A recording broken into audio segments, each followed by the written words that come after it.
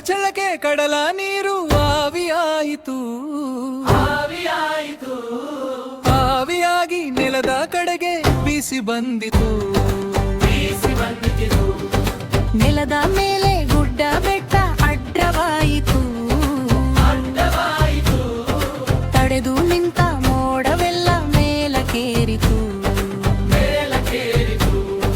ಘಳಿಗೆಯೊಳಗೆ ವಾನು ತುಂಬ ಮೋಡ ಕವಿಯಿತು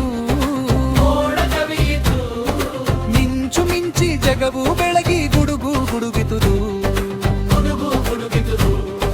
ಮೋಡ ಮೇಲಕ್ಕೇರಿದಾಗ ತಂಪು ತಗುಲಿತು ಆವಿ ತಣಿದು ಭಾರವಾಗಿ ಕುಸಿಯ ತೊಡಗಿತು ಮುತ್ತಿನಂಥ ಮಳೆಯ ನೀರು ಕೆಳಗೆ ಸುರಿಯಿತು